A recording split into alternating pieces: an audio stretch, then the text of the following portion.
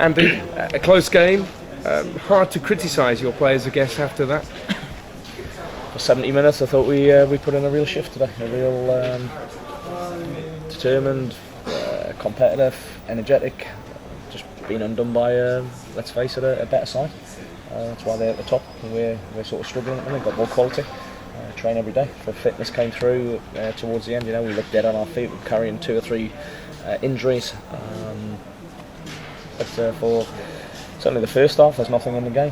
One of my lads switches off again, and we get punished because better teams will punish you.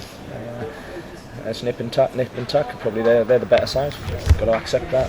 But again, we give a free header from 6 yards. You can't concede that amount of space in your own box, and you're going to be unlucky not to concede goals. But no, credit to the boys. Really battled since the last sort of 2-3 games. I've included Wrexham twice and Stockport. We've showed some real determination.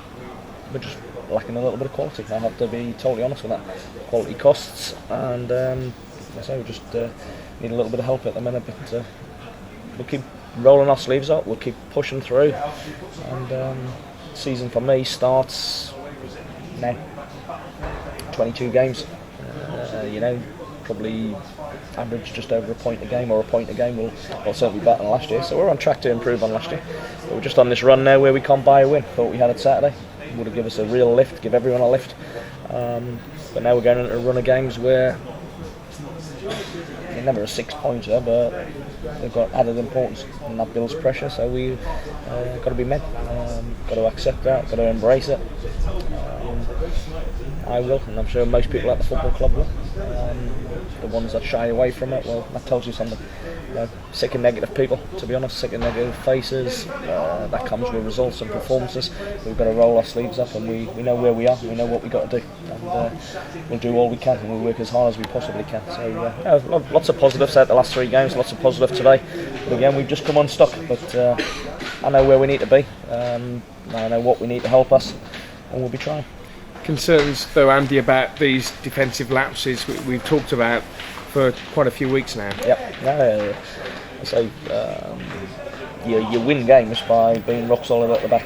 And if you look at our first 4 games this season, I think it's 3 clean sheets, including going to Luton and having to play 20 minutes with certainly 10 men, then another few minutes with 9 men, and Ryan's hardly had to make a save. Ryan for me is too busy. I can take the level, I can take the part-timeness, I can take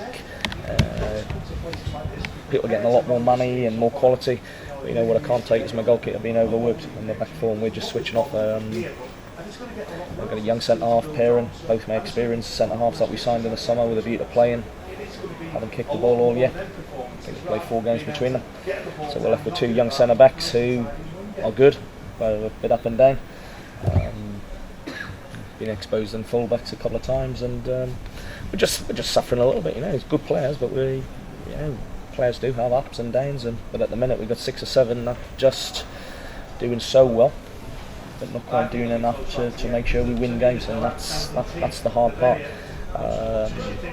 I'll have a look over the next 22 games. I said the season starts again. We're probably going to have to introduce another day's training. Not as a punishment. And if I was a player now, I'd want that. I'd really want that, because I'd want to improve. I don't want to be in part of a team that haven't won for 8, 9, 10 games or whatever it is in the league. I'd want to be doing more. So we'll get that. We'll see what we can do in the next sort of week or so. And it's not all doom and gloom. But as I say, we're getting a bit concerned. But building the positives, loads of positives out the last couple of games. We should have had 3 points on Saturday. Didn't. And we've hung in a game today. Wrexham have big people 4s and 5s and 6s. You can see their quality. They're a really, really good side, and they'll be there or thereabouts. But I'm not worried about Wrexham at the minute. I'm worried about us. Any players coming in? It's tight. It's tough. But we'll have a look. I'll get today out of the way, and I've got targets. Are you close? I wouldn't have thought so. There's a couple of real targets that I want, that if they did become available, 1 that cost, and 2 they might not be available for another couple of weeks. I really need to go now. I need to act. I need to push on, because we're down to John Brown's leaving. Sharp's gone. Richard Davis is Davis. injured. Any latest on him? Well, we've had conflict, and Richard went on Saturday night, and I was told on Saturday night he broke his ankle.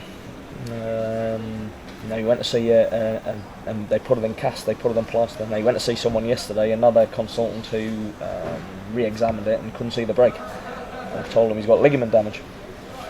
Either one, whichever it is going to be out till March. So with Brian leaving, emigrating, and we wish John great. We played him today with his industry, and he did really well. But he's going to pastures new. Richard Davis is now out. We've lost Chris. We've still got the injury problems that aren't going away. Michael Wilde as well, Andy. Michael Wilde's finished. Yeah, he finishes on January the 3rd. I spoke to Cambridge about a week ago.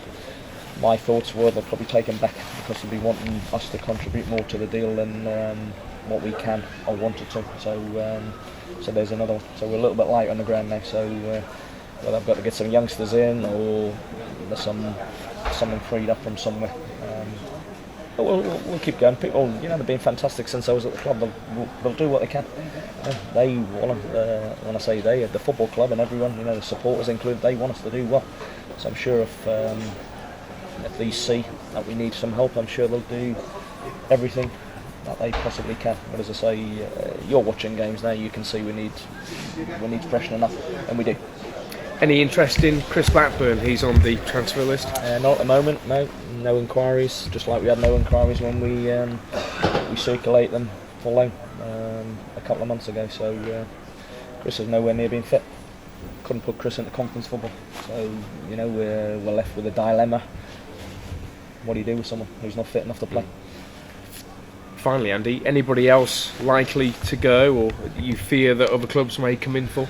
I wouldn't have thought of the clubs, because normally you've had a phone call by now. The club who's took Chris Sharp, they rang me about a month ago and said, would there be anything doing? My initial response was, he's not for sale, but I can't stop you making an offer. And if you make an offer, I'll put it to the club. So they waited another 2 weeks ago, and before anything else happened, Chris came to see me. That's what agents do for you. They get in people's heads. And once that happens, it's going one way. So I say we wish Chris well.